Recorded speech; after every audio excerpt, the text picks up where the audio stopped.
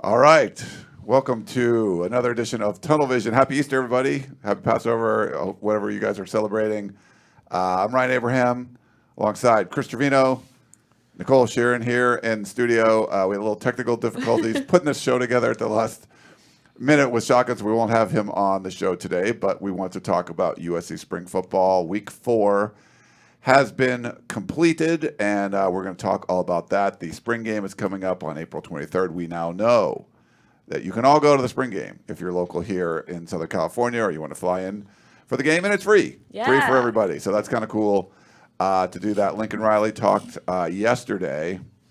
Not going to be a game of tag, Chris, so there's no tag going on at the spring game. So we'll talk about his comments and what USC fans can kind of expect.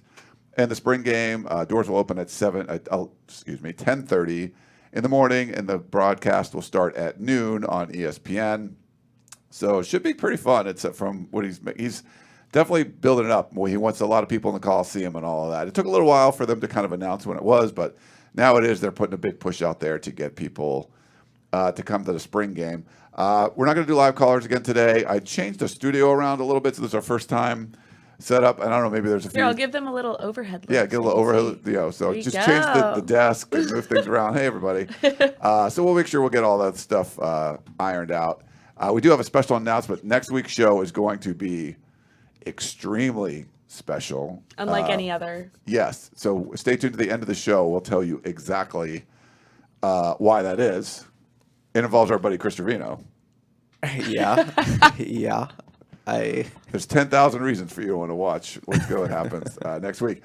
If you're following us on Twitter, on Facebook, on YouTube, appreciate all of the viewers. And if you're watching live and you're on YouTube or Facebook, we will look at your comments. I will try to be able to take your comments on YouTube, and we can put them up on the screen. And on Facebook, we can put them in our document and read them at the end of the show when we go through all the questions. So put a question if you want, and then we will look through those and do our best to answer each and every question that you guys have. Chris, you ready for a live show? It was kind of like a little whirlwind at the end here, but that's good. Yeah, what the setup, and now we're here. Yeah, whatever. Just throw me in, man. I'm ready. I just whatever you want. What do you want to talk about? Yes. You want to talk about Coachella? Hey. Was that this weekend? Yes. It is. Oh, yeah. I was in Palm Springs last weekend. Okay. But so a little before the you can go next weekend. The craziness. It's It's another one weekends, too. So you should just go to Coachella next weekend. Nice. Very cool. Well, okay. So let's start with the week that was USC football spring practice. Tuesday, offensive players and coaches again. Thursday, defensive players and coaches again. There's a whole bunch of content up on uscfootball.com if you haven't checked it out. Our YouTube channel. So if you're watching this on YouTube. Inside Troy is the YouTube channel. Tons of videos going up, like 10 or 12 every time there's a practice or anything like that. So make sure you go check those out. Highlight videos. We put up a bunch of them this week of what the players were doing.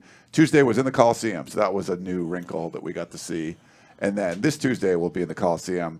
Thursday back Howard Jones Field, and then Saturday, only 3 practices left. Saturday will be the spring game. But anything kind of stand out for you this week? Maybe if you want to start with the Coliseum practice or anything we saw. Well, for Tuesday, it was nice to change it up a little bit, get a different venue.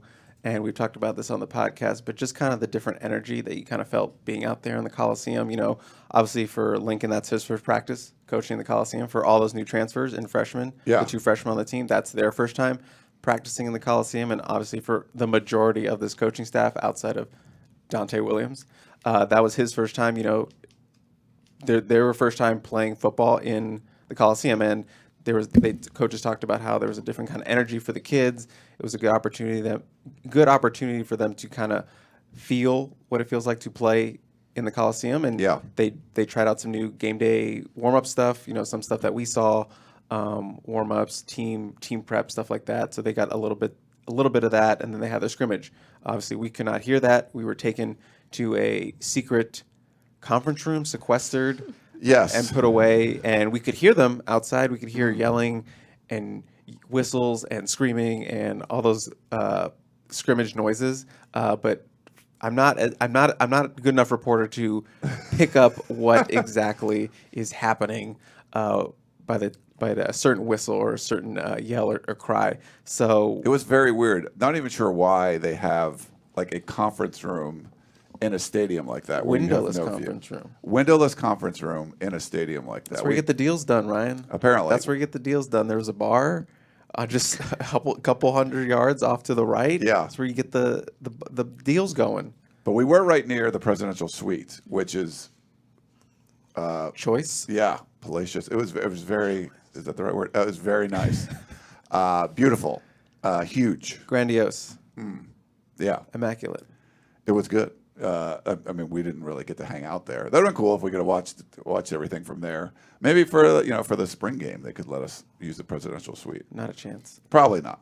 But it's cool. They'll probably use all those suites and stuff. It was a nice change up. I think the players, and it was a little crazy for us because everyone was sort of leaving. They had to go get back on the bus. We had to park on campus and walk over.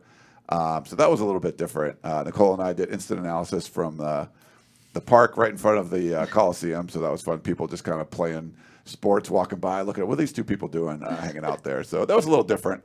But I thought it was cool to give them that kind of game environment. A lot of them went through the Coliseum on their recruiting trips, but not any sort of competitive situation. It sounded like it was. The competitiveness has been kind of a theme, I think, throughout spring football, physicality. It just seems like they want to actually be out there playing football, which is a good thing because, it's football. And so I think that's where the focus has been. And then Thursday, a lot of defensive players we got to talk to. A lot of front seven focus. I know you put a video up of Damani Jackson, which got a lot of views, so you can see him going through drills. But everyone we talked to was about the front seven. So the big guys up front, the linebackers, and guys like Tyrone Tellini and Julian Simon. Got to talk to him. Everyone's excited about stuff. So he got gold plated, by the way. So. Yeah, we'll probably go through some gold plate updates a little bit later on this show. But yeah, I think the big one that most people were talking about was Corey Foreman. Corey Foreman made his spring media debut on Thursday. We've been requesting to talk to him, but he's been a little banged up, and policy says they don't really allow injured players if you don't practice all the way. You're not eligible to be talking to after practice. So talked to Corey Foreman. He kind of talked about how he did have a slow start to the spring camp. He was a little bit banged up. He revealed that he, went through a little bit of a dislocation. That's how he described it with his knee. So ouch. He mentioned that happened in PRPs during the winter. So, that's a tough injury to come back from. But he said he's healthy now. He's got his twitch back, and the coaches have started talking about him more. Everyone wanted to talk about Corey in those first couple of weeks because Corey was a little bit banged up, but now they can actually talk about what he's actually doing on the field. He's been full go. He's been full pads. I believe Lincoln had mentioned that he had a couple sacks on Saturday during their period. So, that's what you want to see, especially out of that rush end position that has so much potential, but not a lot of production coming there. That's a young Corey Foreman. That's a young Romello Height who, look great, but doesn't have a career sack in his career. Elijah Winston has battled through injuries. That's kind of the makeup, those top three. And, he said some good things about them on Saturday in his media call, but high potential in that room. Looks like they're finding their rhythm during that spring camp, which is, something we wrote about going to spring camp, that's what you want to see. You want to see that room take the steps to be impact players. And, you got a number one overall player, Corey Foreman. You have a guy who's coming out of Auburn in the SEC, had a couple years there. So that's something that, that could have a real big impact, especially in the Pac-12. No offense to the Pac-12, but it's no It's not a murderer's row. It's not a murderer's row. So you're going to be go up against, lesser talent than you saw in the SEC and even in practice at SEC, at Auburn. So those guys can be special in this defense and in this conference season. So you want those two to push each other. And I asked Corey about that. What's the relationship like with Romello? He said, that's my guy. It's a guy who's pushing me to be better every day. And, they've really bonded off the field and on the field. And he's happy to have him here. So that's what you want to see. You want to see sort of an older guy kind of bring that out of Corey and this coaching staff as well. So good things all around this week for the Corey Foreman camp, if you're on that bandwagon, which a lot of people are. Yeah, you're going to need some production out of that position, the linebackers position as well, just because there's just been not much. And I'm looking at some of the advanced stats numbers, if you like some of that stuff, for USC's defense, which was historically bad. Like it might not have been the worst in the Pac-12, it might have been 11th out of 12, like Stanford would have been statistically. If you look at some of the different advanced statistical measures, just really bad, but like in the hundreds. And for, your Power 5 program, you want to be like in the 30s. There's only 65 Power 5 teams. To be in the hundreds for that kind of stuff, USC's defense was god-awful, really, really bad. So I was there. Yeah, we saw it all, and you guys saw it too. So we're going to need to see some much improved production from this defense. It's not just going to be schematically. The players are going to have to, play for sure, but they need to be developed. They need to be put in better positions, and it just seems like what you're hearing from Alex Grinch and Sean Nua and Brian Odom and all those guys, it sounds like they're getting coached up, and they seem pretty excited. I think that's the one. If USC's offense comes out and runs like gangbusters all over people, Caleb Williams has a huge year, all that stuff, like that's kind of going to be expected. I don't think a lot of people are expecting like the defense to be that good. There's questions about Alex Grinch, in general. Questions about USC's team and some of the depth issues, or just some of the production. Guys that were talented weren't producing. What you're hoping for a USC fan is that you're going to take a better coaching staff, takes these talented players and gets some real production out of them, and is able to, have a better result on the field. So, but it was some encouraging stuff, I think, coming out on Thursday. Hearing about defensive players, more, Shane Lee stuff. He just seems like someone that's going to roll right in and be a leader, right away. And like we mentioned, like a Julian Simon, I got to talk to for a little while, and learning the playbook, talking about the accountability in the locker room. Someone like that, where just you could bring a 4-star in, and he plays in like 2 games on special teams his first year, and you just don't really hear anything from him. Doesn't seem to be getting any better. Fans hate that, right? Because you wanted like, oh, he's a pretty highly rated recruit, and he goes nowhere. And same thing like with the Corey Foreman. You just don't get much production out of someone like that. I think then you look at a better coaching staff comes in and says, okay, here's how we're going to utilize these guys and put them in position to win. I think talking to Roy Manning about Corey Foreman, it was like he was playing all these different positions, and sometimes he had his hand on the ground, sometimes he was standing up, he was dropping back in the coverage and all that. And it's just more of a focus on here's what we want you to do. It just seemed like you're putting him in a better position to succeed. So I thought there was a lot of encouraging stuff coming out, especially on the defensive side of the ball this week. Yeah, I know we had a couple people ask specifically about Julian Simon, I believe on this show, and then I think on the podcast as well. We had people wanting to know about Julian Simon because last week it was all the Rajon Davis show. He had gotten gold plated that day. We had spoken to him, and a lot of people had a lot of good things to say about him, about his effort. And Julian Simon, I talked to Raylan Goforth in that scrum. A guy who's earned praise this camp from Lincoln Riley just for his consistency, which is what you want to see out of a guy who's trying to go for his 3rd season as a starter. But he had a lot of great things to say about Julian, just how he's faster than he was a year ago, how he's bigger than he was a year ago. The mental side, obviously, that was kind of a big holdback for Julian, that he's starting to get it. You can see it slowing down for him. That's sort of a cliche we hear all the time, but when players are saying it, that's a good sign. When they can see it for a younger player that's going through that growth off the field when it comes to being in the playbook, seeing the field differently, seeing it faster and reacting faster. So that's all the good things that you want to hear about Julian Simon. They're being said right now. Yeah. So positive sign, especially for that linebacker room that needs a lot more athleticism. and, Rajon and Julian being probably their two most athletic linebackers right now. So the hope is, they can get some time this year, maybe even push for spots. I know Shane Lee's probably got that one locked up. Raylan Goforth is the trending leader for that other spot, but if they can push a little bit, maybe get some time on the second team, whatever that may be, that's a great season for them. Yeah, those are highly rated athletes coming in. Yeah. And when you don't hear from them, fans get upset. Like, hey, we were following these guys' recruitment, and what's going on? Where are they?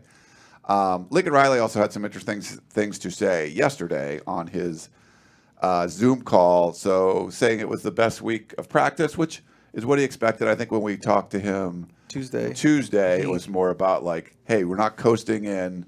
You got to finish strong. Losers coast. Losers coast. Yeah. So they weren't going to be losers. He wanted to see a good week of practice leading up to the spring game, the final week, and it seems like he got it. He also kind of reassured everybody that this is not going to be tag. They're not playing tag. This is going to be, I guess, a full half of like live work. But he wants it to be fun, but he also wants it to be physical and put on a show. And I know this is the first opportunity that all the fans are going to be able to see a Lincoln Riley team really all come together in some sort of scrimmage type situation. It'll be the first time we get to see that. We get to see the warm-ups and throwing routes on air and doing individual drills, position drills, things like that. We've not get to see them do any kind of 11-on-11 stuff, except little clips you would get on social media. So first time for all of us to kind of see that. But he made it really clear this was something that, hey, this is not going to be just a glorified like practice that you get to watch, which pretty much is what USC fans have got used to over the last several years. Sounds like a little shade, Ryan. It's always like low-key shade sort of thing. Yeah. Like when Julian Simon was talking about, I'm not going to say anything bad about the culture last year, but the culture was bad or something like that. He's like, yeah, the culture sucked, but he was like, I don't want to say it sucked, but it sucked, essentially. And he talked about the accountability. Is that the third one? Every week we get a new one. Is that the third one? I would think so. Because last week it was, or 2 weeks ago it was Miller with the red zone. Oh, yeah, with the red zone. Yeah. And then the 3 weeks after that it was Darwin with the swing passes. The Is swing that the pass third thing. one? I would say it's Okay. at least 3, but I don't think they're intentional. Like they're just trying to say like, wow, the culture's better. Like I think that's what he was saying. Like it's much better culture right now in the locker room. There's a lot more accountability. And then I don't know if it was a response to. I mean, I think they knew. USC fans just were upset, and I give this administration credit. Like they know what the criticisms were all the time. Like they know what was if they complained about, and not that they've addressed every single one of them, but they're aware of what at least the perception of different parts of the program are. And one of them was, man, they don't even do real spring games. They call it the spring showcase, which I don't think they've used that term, which is good. So I feel like they acknowledge that and then sort of move forward and say, okay, we're going to have an actual spring game. Which, Right. to be fair, a lot of the schools aren't doing that anymore. I've watched a few of them on Pac-12 Network. Like Stanford was a scrimmage. I don't even think they tackled. Arizona State, I don't even think they put full pads on until last weekend. Like there's some weird stuff going on. So it's cool. I'm glad that they're doing this, even though they only have, I think he said, 60 healthy scholarship players right now. Well, I, for one, am a little disappointed it's not going to be a game of tag because I was great at tag growing up. You were good at that? So I thought maybe, if it was a game of tag, I can get out there. You see me out there. You can show your stuff, Chris. Yeah, I was going to be on the sideline. I think I'm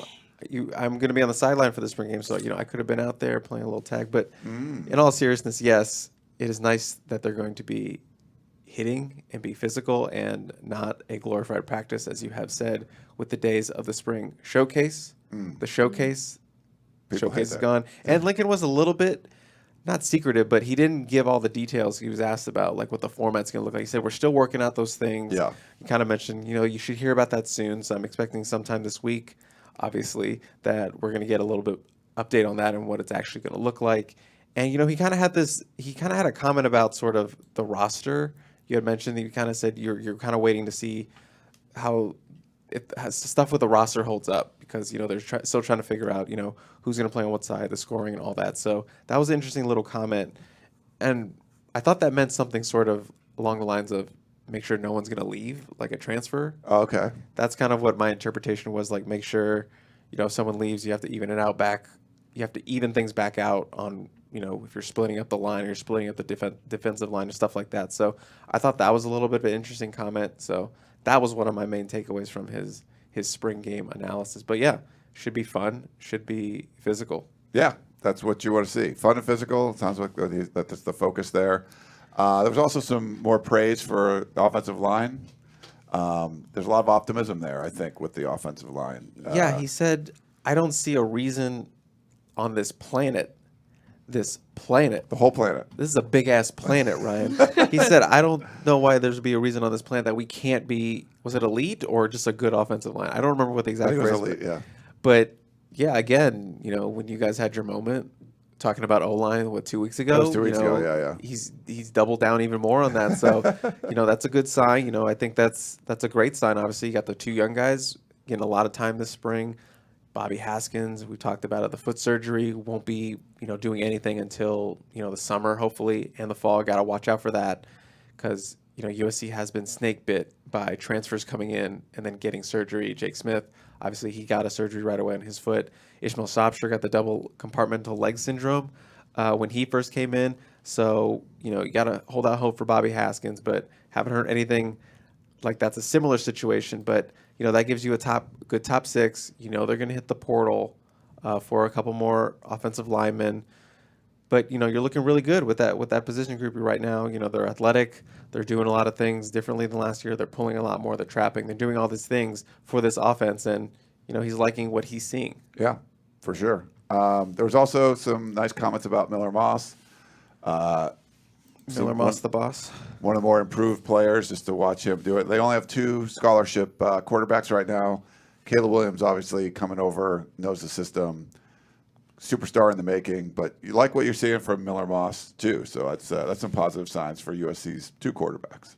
Yeah, I think you raved about the confidence just growing with him, and I believe Lincoln had said that's like one of the 3 big factors that he looks for when he's recruiting quarterback is the confidence. So that's what you like to see, a guy who has growing confidence at the position. He said quarterbacks and cornerbacks. Quarterbacks and cornerbacks are the 2 positions that need the most confidence. And yeah, he said he had that quote about from week 1 to week 12, or practice 12. Sorry, they just wrapped up practice 12. That he's had the biggest jump of anyone. And he mentioned some other guys that have had really good jumps. I think Andrew Milik is a guy he also mentioned that had a really, really great spring in terms of his growth over those 12 practices. But he put Miller up there at the top in terms of what he looked like from practice 1 to practice 12. And so great sign, especially when you got a QB guru like Lincoln coaching you up. Yeah. No, it's a positive sign there. Let's talk about the gold-plated stuff. There's a bunch of updates this week. So if you don't know, so the gold-plated, you have the helmet. I don't know how you don't know. I have every day someone asking me, what is gold-plated? Where are these people? Where are these people? Everyone doesn't watch every show or read every article. I don't. But we do mention it a lot. So this is the Trojan helmet, and this is the logo. I'm sick of it. They're given. I'm sick of They're it. given just the Cardinal helmet. They have to earn the logo, and so they do something good at practice. They're working hard, watching a lot of film, whatever it is. They become gold plated. They get a T-shirt. One of the former players that's around will be there and give it to them. I think Uchenna Nwosu was there this weekend, so he might have given out a few of those. But Nice. I did talk to Julian Simon and asked him. So a lot of times, a lot of the players have the padding over the helmet. So if they're gold plated, we can't tell because there's padding over that distinguishing factor, so we just can't see their helmet.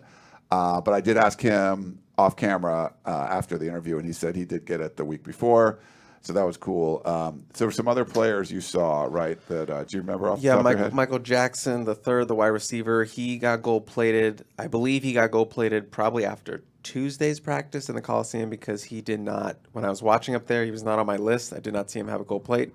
And then Dennis Simmons had mentioned that he did a lot of nice things in that scrimmage period, including, making a great downfield block on one of the last touchdown runs they had. So I wouldn't be surprised if that was sort of the thing that pushed him over the top to get his gold plate on Tuesday.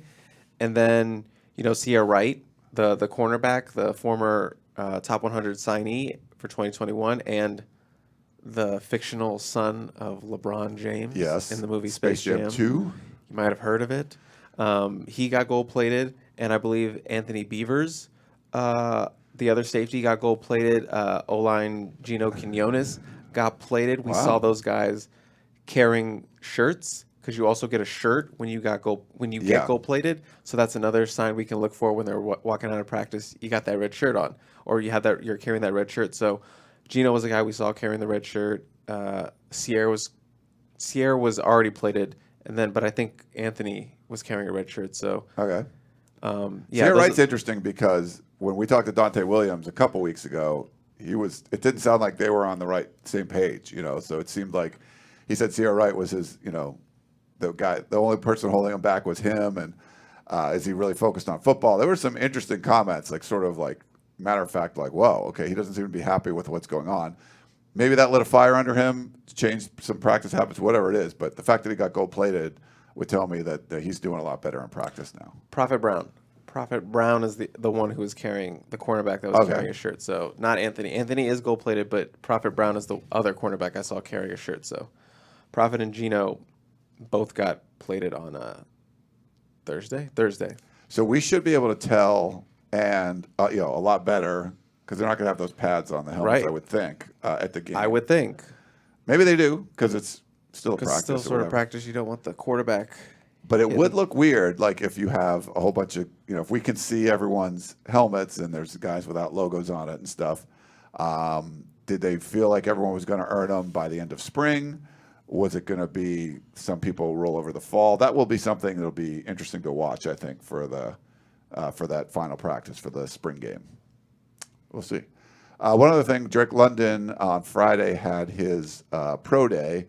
So our dude Anthony was out there checking it out. He didn't run The 40. Yeah, wasn't showing the speed stuff. Talked to the press, in the for like 6 or 7 minutes or something afterwards. But I don't think he did anything to hurt himself. No, I think he just did what he needed to do to kind of hold that stock as potentially the number one wide receiver off the board, and that's still looking good, even though obviously he's been banged up. He looked great. If you see the clips that have been floating around on social media, he looked great, high pointing the ball, running around. He didn't really need to run the 40. I mean, the 40 is nice, but that's a thing guys are training for months to do. So he kind of mentioned that guys have been prepping for this. I don't have that much prep. At best case, maybe he runs like in the 4.5, but it seems like it's a riskier move to kind of run with not a lot of prep for that scenario. And people know he's not a speedster. You're not getting a speedster with Drake London. You're getting that size. You're getting that high point ability. You're getting that physical dog out there. So his speed is fine. I mean, that's not his game. His game is bullying people. Yeah. And on the field, in the end zone, stuff like that. So the speed aspect isn't really that important to him. It would have been nice, but he can get by and still be a top 15 pick. He's probably a lock for the first round, I would say, based on the stuff he was doing out there, how he was moving. A lot of scouts out there.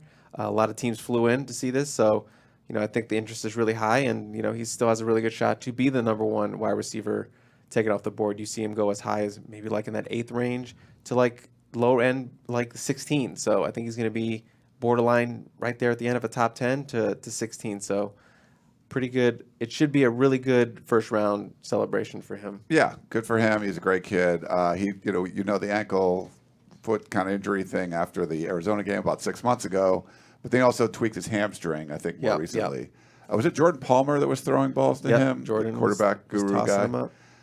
Throwing up. And he had TJ Hushmanzada out there a little bit too, so that's kind of fun.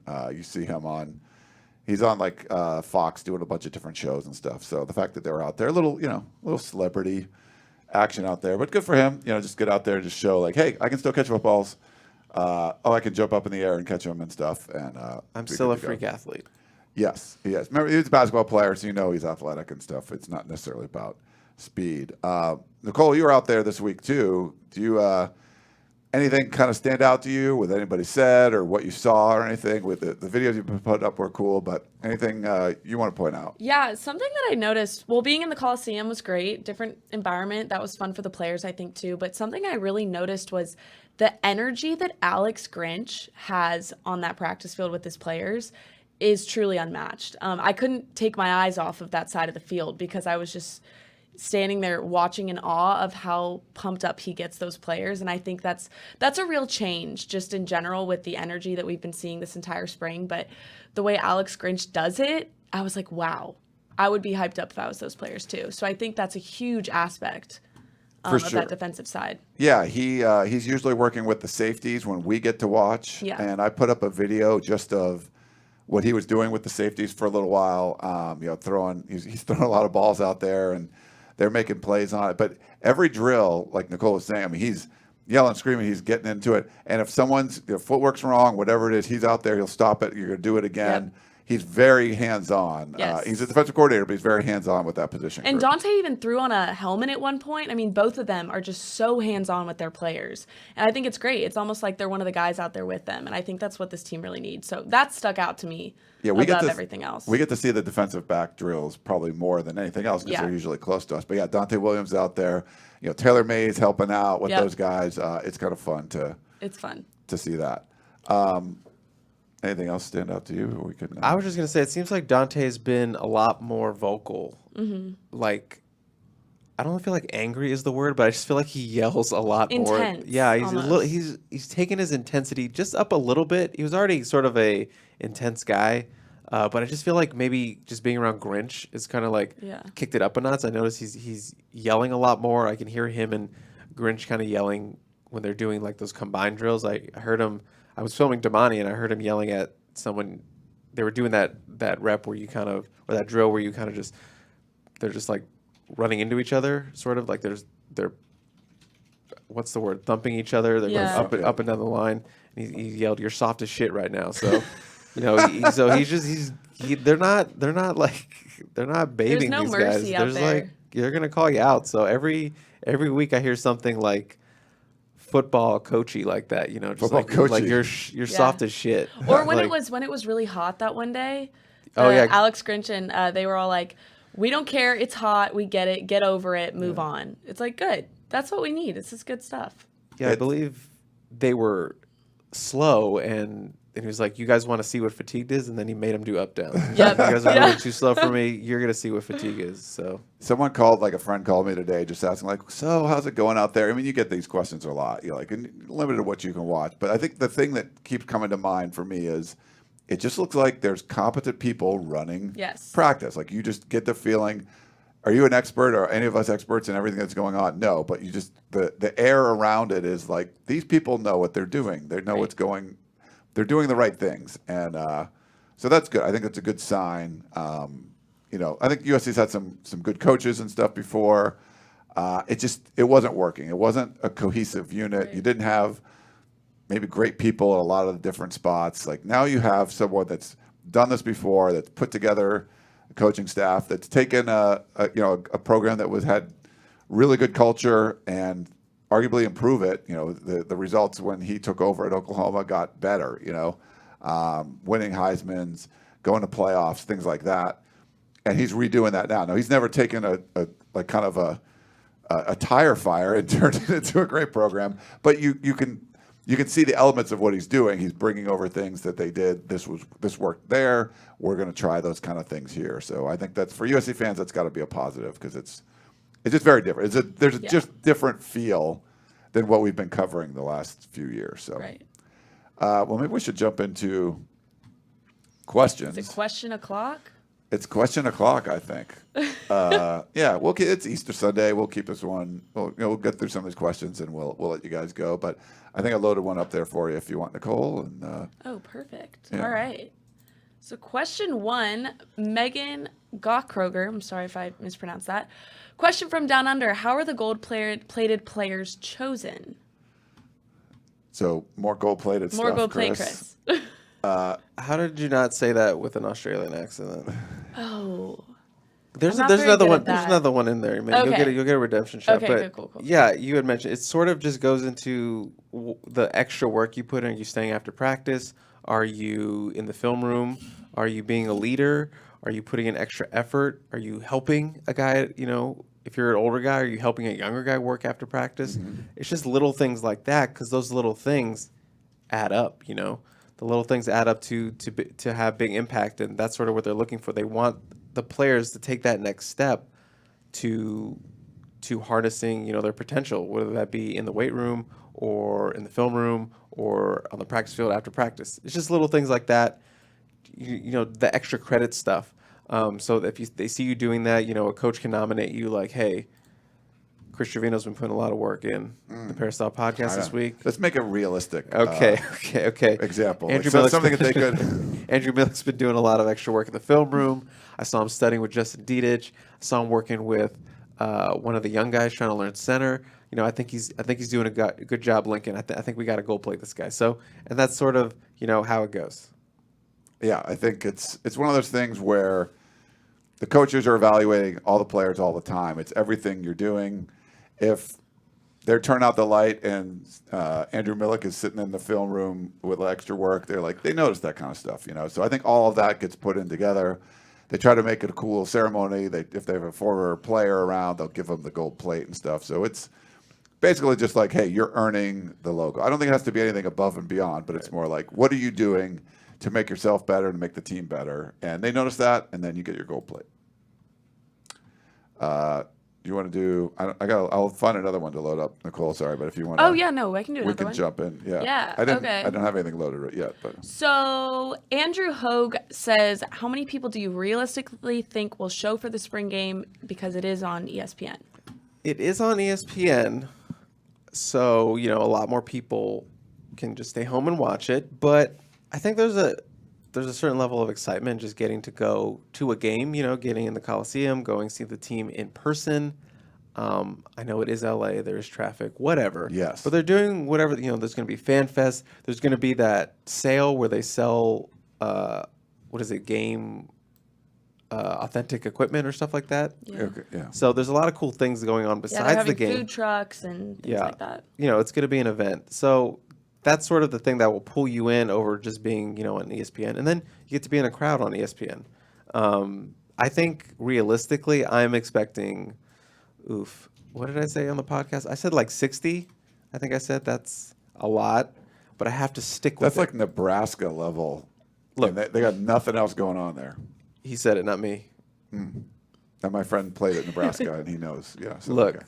I think I said 60 or 50 on the podcast, week 2 or whatever, week 2 of practice. So I have to stick with that, and they're free, so you don't have to That pay does anything. help your cause. Yeah. You still have to Just pay like show up. $25 for parking or something, I think. But That's fair, but I'm just gonna stick with that, like 50 to 60. Carpool I know the that's game. way too high, maybe, but I'm just throwing it out there. you can take the metro, and you don't have to park. You go for free. There's like Fan Fest, all this stuff. That I I'm can doing. bring 5 people in my car. You're gonna bring them? Nice. I think we get free parking. Media.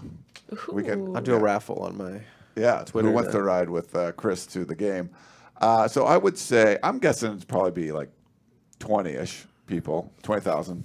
I went way over that. You're way over that. Now, So let's maybe just Hey, say but- 50. Let's just say 50. there Let's is go a lot of 50. excitement, though. There is, and people miss football. Like, I feel like, I don't know, why not go? I think- yeah. USFL isn't cutting it. No. I watched a little of that. I was watched something. it today. It was something else. Yeah. There were actually like a couple good games and stuff. And you see, you see like a Paxton Lynch out there was a first-round pick before. You're just like, all right, oh, he's still pretty bad. Is you this the part where I say if there's 50,000 people at the game, I'll get a 50K tattoo?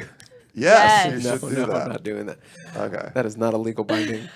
Legally was a binding. joke. You've heard That it, was a everybody. joke. Anyways, next question. Mark Watkins says, will Domani and Josh Jackson play in the spring game or will they be held out? I feel like they will be held out.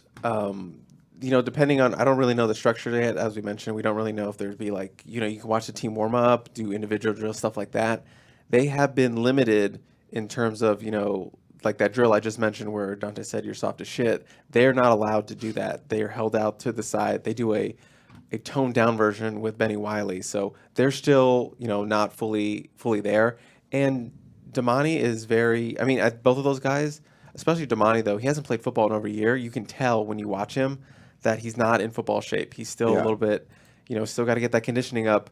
Probably a lesser extent with Josh Jackson, but I would not expect them to be full participants in the spring game in terms of, tackling and all that. So they're probably going to be cautious with them.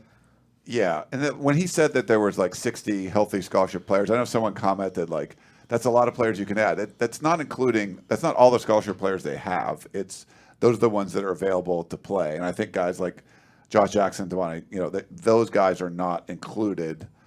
in that number. So I don't think you're going to see them.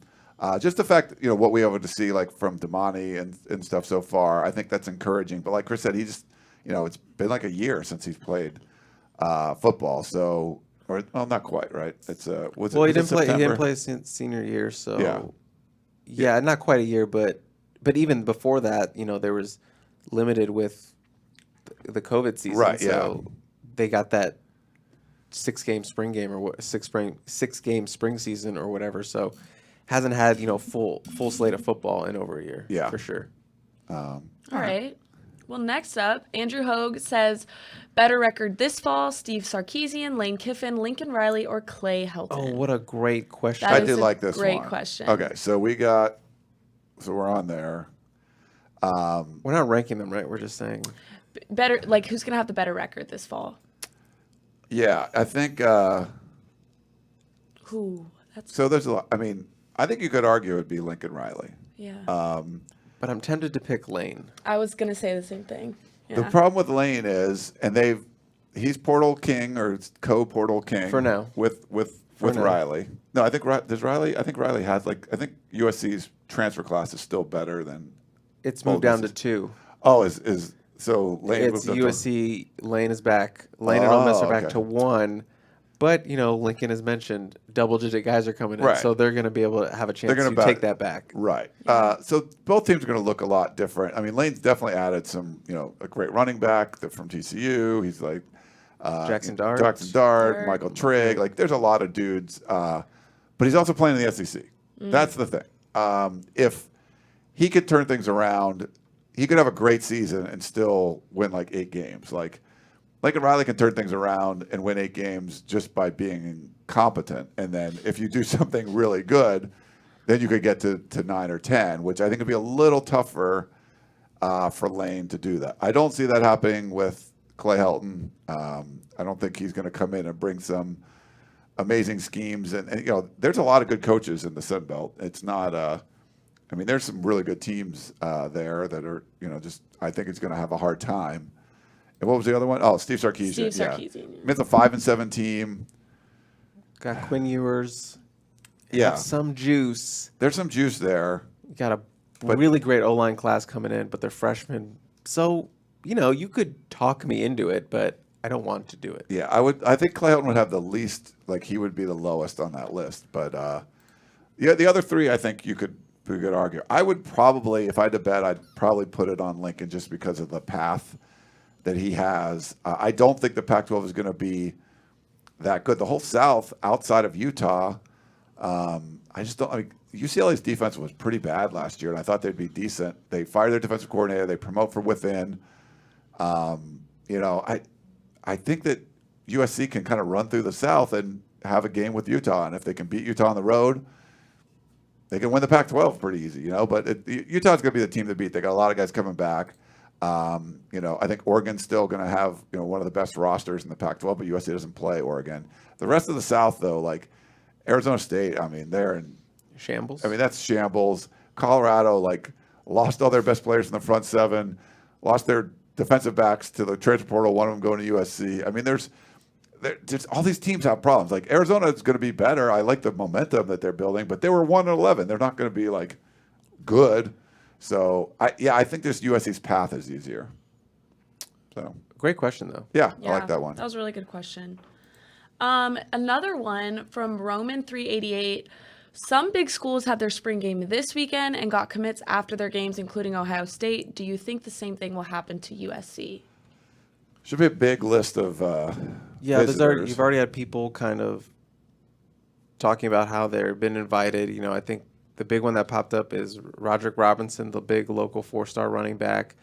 That's a guy you kind of look at. They need that big back. It'd be great to get that big back early in the class for that 2023 class. You could talk me into a guy popping on a commitment after the spring game. Usually you wait a little bit into the summer because, spring you take all your visits. Then in the summer you went, okay, I hit up X number of schools. Now I want to hit up Y number of schools that I hit up last spring, and I kind of want to focus it down from there. So usually those commitments come in a little more frequently in the summer. But you could talk me into a spring commitment. I think you can get one. I think he won. I don't have anything on the radar right now that's saying, you might get one or you might get something the spring game, but we'll have to see. There should be. I got to see the list. I got to see who's coming in town. But there are some names on there that I expect to be there that, they could end up, popping. Yeah, I think Lincoln Riley can be strategic about this stuff. There might be a player that really wasn't thinking about committing in the spring, and Riley talks to him and be like, we needed someone. We want to get a spring commit, and we'd like it to be you. What can we do something like this? When USC lost out on Connerly, they happened to have a 4-star 2024 kid, commit the next day. So you sort of you were able to fight on emoji right after that. I don't know if that was planned or whatever, but it seems like there's some strategy behind a lot of the stuff that Lincoln Riley and the recruiting staff do. So I would think, even if there's not someone on the radar right now, you might get a pop from somebody, and it should be a pretty impressive list. We'll write them all down. We'll get as much intel on those guys as possible. This week in the War Room on Friday. Make sure you check out the War Room, part of USCFootball.com. We all put little tidbits of insider information in there every Friday morning or late Thursday night, I guess. Check that out. So we'll probably have some information on visitors coming to the Coliseum in that. So that's for the subscribers. And if you're not a subscriber, you can sign up for $1. So just do that over at USCFootball.com. Easy peasy. I think you'll enjoy your minimal investment there to read about USC football. Amazing. Mark Watkins has a question. How has CJ Williams looked?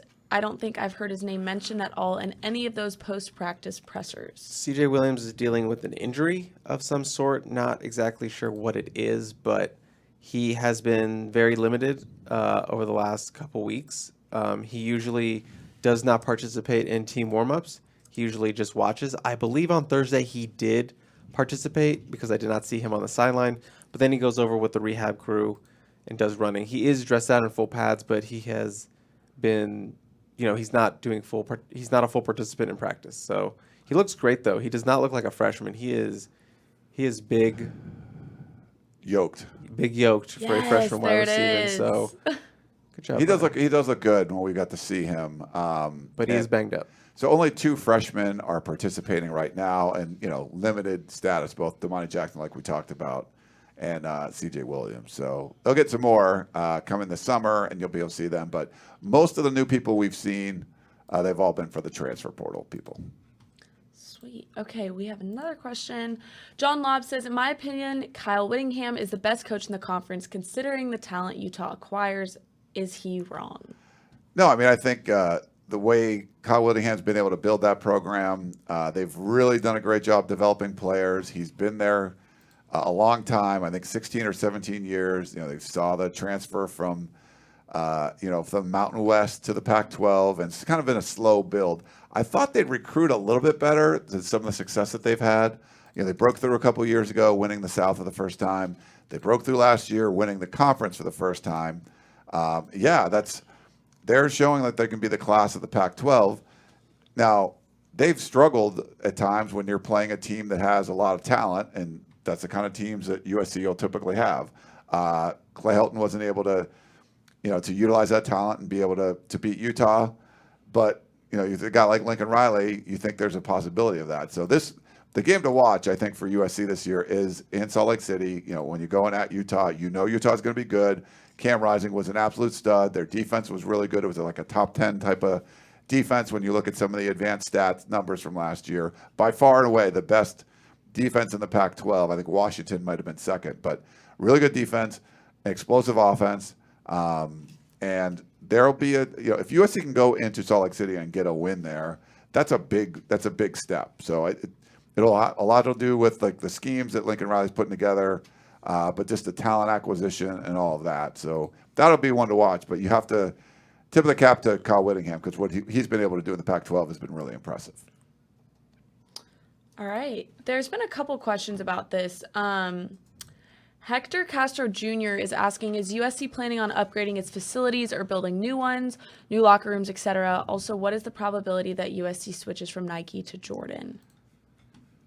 We had a lot of questions about the Nike stuff. I don't know. I don't know much about the deal. We've heard about it for years. It wasn't like great. UCLA signs this amazing deal with Under Armour, and then that goes away, and they're a Jordan brand now. It was like kind of a too good to be true deal, and then Under Armour sort of reneged on it because it was too good. Like they just signed it, When they signed it, it was great. I don't know. The fact that UCLA is Jordan, I'm not sure if USC would go there. There were some people asking about like the Kobe brand, which is separate now. I believe Oklahoma was Jordan brand. Oh, maybe so. I don't know. So obviously, I'm pretty sure they were Jordan brand. So, I think there's obviously that connection with Lincoln Riley and that administration and that football program. Bringing in Jordan. So yeah, I wouldn't rule that out. I think that would be. I don't know the terms of like the deal of the Nike. Like I don't know if like it expires in 2 years or it's like an 8-year deal and they're only in year 2 or something like that. So no, I think they're towards the end of one because it was kind of known that it wasn't very good for a while, but we weren't sure like when it was going to end. And they haven't like a bad Lynn Swan deal. Is that what you're saying? It might have been pre-Lynn Swan. Okay. Like, it might have been like a Hayden one or something, or one of those. So don't count out Jordan. I'm just because obviously Oklahoma and Lincoln are familiar with that brand. So. True. Yeah. All right, another question. Megan Gawkroger. All right, Chris, this one's for you. Question from Down Under. All right. Yeah, that was great. The NFL draft is coming up, and a name she keeps hearing from USC is, we've talked about it, Drake London. What do I need to know about him, and where do you think he'll end up? What do you need to know about Drake London? In a word? Yeah, in a word, what do you need to know? Beast. 6'5", hops. 6'5", 210, 220, big boy, just super physical, just a bully at times to cornerbacks. He's a matchup nightmare in the end zone. He's a former high-end basketball player. He was actually on the USC basketball team for a little bit. Didn't really play, but he was part of the team. And so he has that, that rebounding ability. He has that mentality when he's going up to get a ball. As we mentioned before, not, super fast. That's not his game. But, he has incredible athletic ability. He will not go down on the first tackle or the first hit. We've seen him where he's dragging guys with him or he's bouncing off guys. That showcases his strength. In terms of where he goes, he's being talked about as potentially the number 1 wide receiver off the board in a very good wide receiver class. I have Garrett Wilson, Chris Olave, the Arkansas kid whose name, Treylon Burks, I believe that's his name. Those are kind of the top, reviewed as the top guys. And, depending on what mock you're looking at, he could go anywhere from, a top 10 pick to, 23rd range, 25. So I would say somewhere in between there. He does have a chance to be a top 10 pick, but I believe he's a lock for the first round, especially after what he did at the Pro Day. So, I would look at that top 10 to 25 range is where he's going. Probably more so in the middle, like that 15, 16 range. Yeah, he is a beast, and you look at those contested catch numbers are ridiculous. Now, some people say, well, he wasn't getting separation. I know he addressed some of the separation stuff on there. I think a lot of it was just scheme-wise that USC's offense was, and I think it might have been, someone was saying that, like I think it might have been Miller Moss at some point had said something, or it might have been on Mo Hassan's podcast. I think Mo Hassan was talking about this, like the offense was essentially like throw it to Drake. So that was really what the offense. Yeah, or if the running back doesn't know what to do, run a swing pass. If you don't know what to do as a quarterback, just find 15 and throw it to him. So when people know that that's coming, like that's not easy. He still got his, and we even know that was the offense. So that's pretty impressive. And would have been the Blitnikoff winner as the nation's top wide receiver, if not for the fractured ankle that he suffered in that Arizona win. So, for the most part of the season was the best wide receiver in the country last year. So he's pretty good. Yeah. Yeah, he is a beast, that's for sure. All right, next question. Cam Lifestyles asks, who's the starting secondary and the number 1 nickel do you think? Well, Max Williams. I would say Max Williams is nickel. I would bet the $15 I have that I have in my wallet that he is the starting nickel that you see out there, assuming everyone's healthy. Starting secondary is a little bit tougher. Right now, Mekhi Blackman, he's dealing with an injury, but, he's earned praise as being, one of their best playmakers defensively for spring. So I'm pretty confident that he would be going to be one of those starters. I think Kalen Bullock would probably be one of the starting safeties. But and they're all cross training. So he said, I mean, we heard that they're going to put the best 5 out there. So if it's 5 safeties, if it's 5 corners, whatever, just put the best 5 guys out there. My guess right now, it would be something similar to, Max at the nickel, Makai at that other, assuming everyone's healthy, Makai at the other spot, Sierra Wright, maybe Prophet Brown at that other corner spot, Kalen Bullock, and then that other kind of strong safety positions, really interesting because Xavier Alford was with Kalen that first week, but obviously he's been out with an injury for pretty much the entire spring. So that's been a real blow to that position. I said coming in, it's probably Xavier's and Kalen. Those were the top 2. But, Latrell McCutcheon has some really good weeks. Examarion Gordon, who is gold-plated, he was working with the ones last week. So they have some options there, and it's going to be interesting once Xavier comes back healthy. So I just have to go and based off what I saw last week. So it's probably closer to maybe Examarion right now. Kalen Bullock, Mekhi Blackman, Sierra Wright, Max Williams. That would be my guess right now. Yeah. Okay. Cool. Guys, there's been a couple questions about this. Ganja Gorilla, Graham, and Martin C. Bean all kind of asked a similar question, but they're essentially asking, are there any linebackers on the roster worthy of wearing number 55? If Shane Lee brings the Thunder, could that be him? If not, who's the closest? I don't think there's anyone on the roster right now that is worthy of the number 55. Shane Lee, not because he's from Maryland, but it does help. Help. Is the closest, I would say, to achieving that 55 status. I would say, 55's up here. Linebackers are probably right here. And then Shane's probably like right here. Gotcha. There's still a big gap. But I think if he's bringing the Thunder as, who said that? Martin C. Bean? Mm-hmm. That sounds like a fake name, by the way. If he brings the Thunder, I think he can close that Fake gap. name on YouTube? Yeah. He can close that gap a little bit. So, yeah, I would say Shane Lee is the closest, but I'm not saying it's like really close to happening. But, yeah. Yeah, I think it's tough because, you want him to prove stuff out on the field. This might be one of those you're going to get a 5-star linebacker recruit, and that's what you promise them or something. There could be something like that. I don't know if a Shane Lee would want to switch numbers, like if he's a stud and first month of the season he's going crazy, and they will he's going to switch to number 55. I don't see something like that happening. It might be a tough thing for the first year for Lincoln Riley to have a 55, but maybe it is a recruit or a transfer or something comes in, and they kind of give them that number. So we'll see. But I don't think it's anyone on this roster right now. All right. Another couple similar questions. Roman 388 and Racer X talking portal rumors, and they're both kind of asking, are there any portal rumors on players joining USC, but specifically any news about O-line players in the portal showing interest in SC?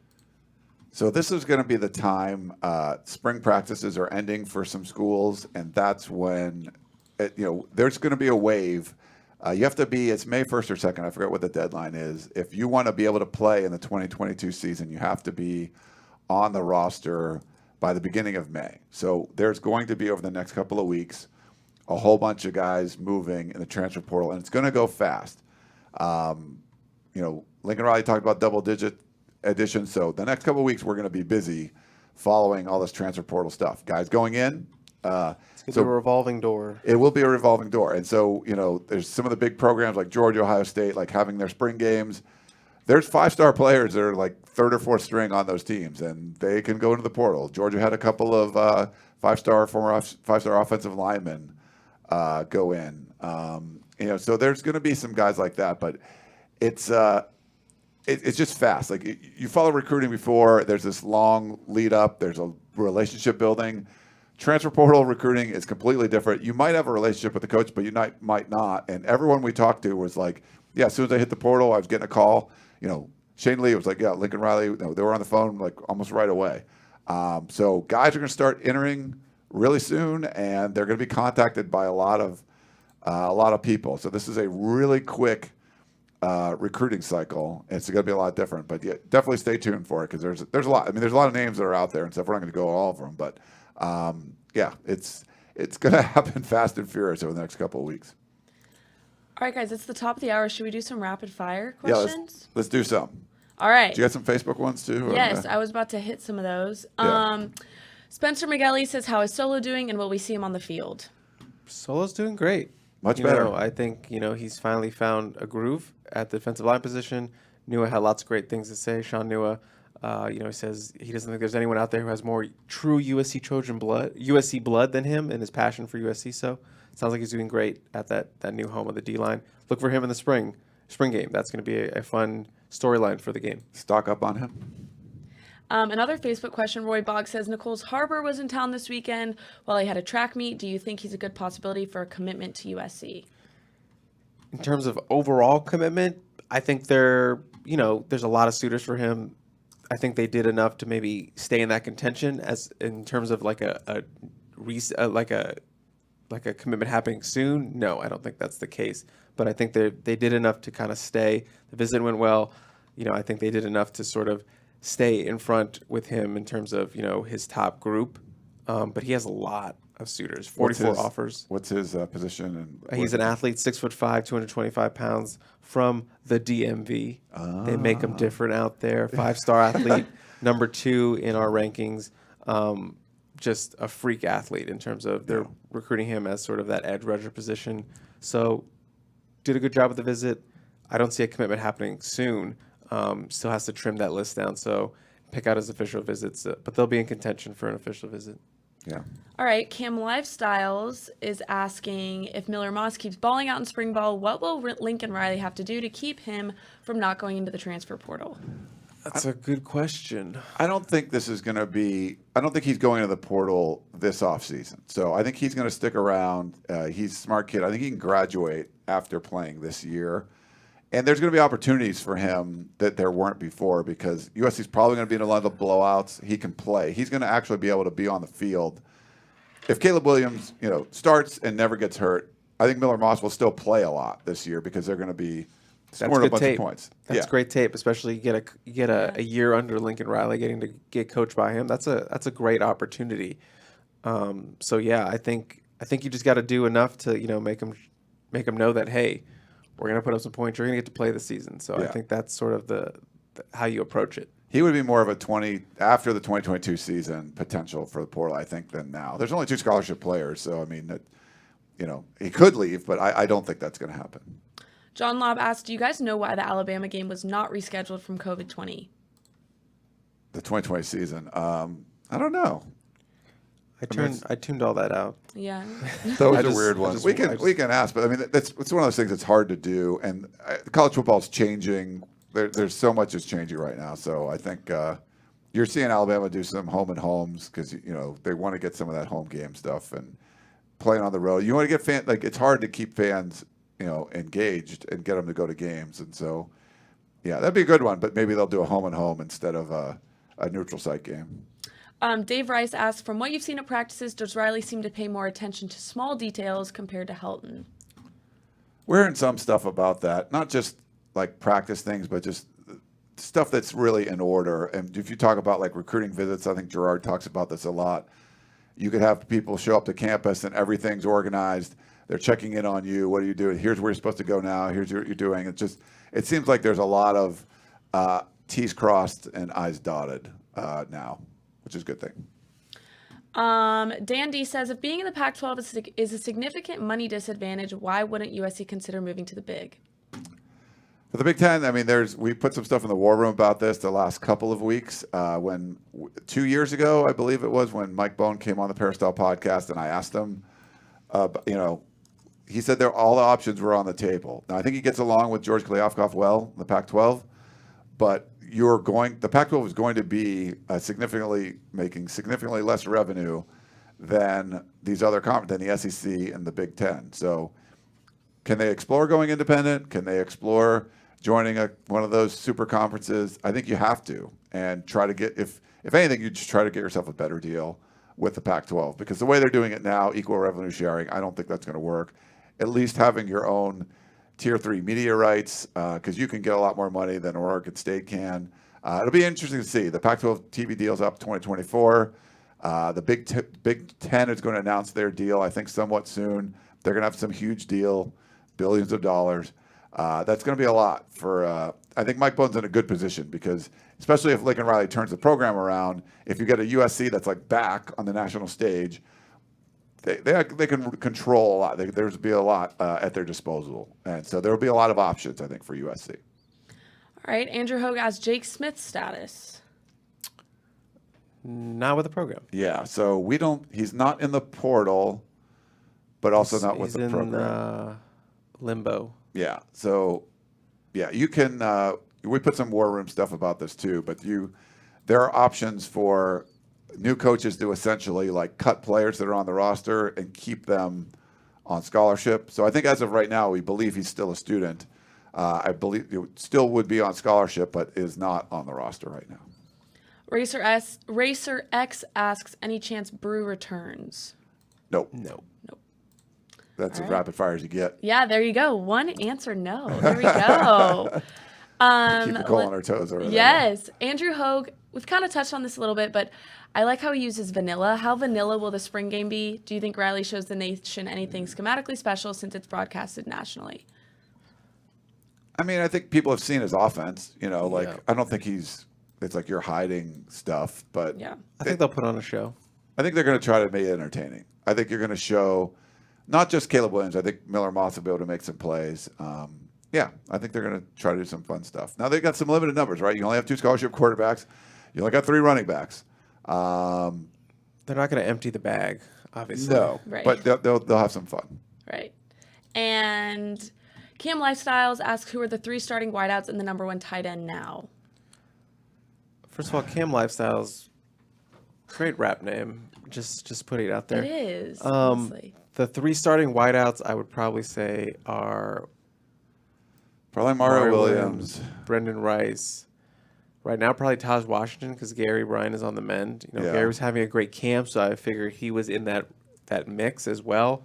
But just because he's down, I would probably say it's Brendan, Mario, and Taj. And then the tight end is interesting because they use him in different ways, yeah. as an H-back, as a Y. So just based on what Malcolm Epps says, it sounds like Jude Wolfe is sort of that lead H-back for the tight ends, and then Epps is sort of the lead for that Y position, playing out wide. So it's kind of like a Frankenstein position. So I would say Epps and Jude are kind of the lead tight ends on that. But they're going to play a lot of receivers too. Like I think Yeah. Terrell Bynum's going to have a big role. I think Kyle Ford will. So it's like you can say, oh, here's a starting 3, but it's not going to be like before where those are the only dudes you see. You're going to see a lot of guys. Another one from Cam. Will the starting linebackers for USC have speed this year? It's been a while since all 3 did. Since all 3 had speed, pretty much. I mean, the rush guys will have speed. Shane Lee, I don't think. Shane Lee is not considered a speedster. He's the thumper at that middle linebacker spot. Raylan, as mentioned, he's up to 235 right now. And he says that's where he wants to be. You just have to be able to move. You got to be able to move in this defense. So, I would say that, at least they're going to be faster than this year. Even though Shane Lee, as we mentioned, isn't a speedster, but I would expect him to be quicker this year. Yeah, and it's more about production. Like literally, you just haven't seen. That wasn't a position group that's made a serious impact on games most of the time. You remember like when Cam Smith was there and we get like 4 interceptions in a game or whatever he had. There's 3 interceptions or something in a game. We just haven't seen that position group be productive the last few years. So I think you're going to see, speed or no speed, you're going to see a lot more production from those guys. Andrew Hogue asks, will number 5 remain retired? I think so, yeah. It's like, Yeah. I mean, pretty iconic. yeah. I don't know who would be worthy of that, It's such a big number. I know. Like if you get Zachariah Branch or something wanted to wear it or something, like maybe they would do that. 5-star player. I don't know. It should be like your last year there or something. Maybe, yeah, you get to get the 5. It's like you're coming off your All-American season or whatever. You just won the Heisman or something. That should be your. Yeah. It should be your last. I'm probably upsetting a lot of people by suggesting that. So Yeah. I'm going to stop talking now. Let's go on to the next question. Harold Tate asks, what positions will be filled with the 10 transfers Coach Riley said that he will bring in? What positions? Like they're Yes. bringing in? Probably a running back, multiple offensive linemen, Probably another linebacker, another edge rusher. I could see them bringing another cornerback just because they're a little bit thin there. Yeah. Probably a receiver too, I think. Yeah, you could talk or a tight end specifically, just Yeah. because that room is a little bit banged up with Josh Follow out, Lake McCree out, a little bit extra depth. So those would be kind of the big ones. Specifically, and a defensive lineman. They still need an impact defensive lineman. So at least, I would say maybe at least 4 linemen you could work with on both sides of the ball. Crazy, yeah. All right, Big JC says anything to look forward to news-wise for football for the next couple months after the spring game. Can we confirm that's Big Jesus Christ? Ooh. Yeah. Yes. The next 2 weeks after the spring game are going to be about, or the next week or so will be about the transfer portal. Like that's the big stuff. Then after that, it'll just be, it'll be kind of more recruiting aspect stuff. They'll start their summer workouts and there'll be some camps on campus and things. But really after the spring game, just watch the transfer portal. That'll be like 8 days of fun. Love it. 8 days of fun. Yes. I think it's 8 days, whatever it is. Yeah. A quarterback too. Someone mentioned they're gonna try to bring in a quarterback. I would think. Yeah. Right. Racer X says, I've been hearing good things about Taleni. He looks a little small for D-line from what he sees. What's his height and weight? Kind of what's going on with all that? He's all smiles. Did he give a height and weight update? I'm not sure. He's not the biggest guy in the world. I think he's listed at like 6'2", but I would say he's more 6'1". I think he's around 270. That seems right. He's a compact guy. Like you said, he's not the biggest, but he's quick and he can play probably every position. He's not afraid to be physical. Former rugby player. Yeah. Knows how to tackle. So he's just raw. He just hasn't played that much. But he was working with the first teams in sort of the pursuit drill stuff. That's kind of my only chance to see who's working with what unit. So he did seem to be working there last week. So seems like he's making plays.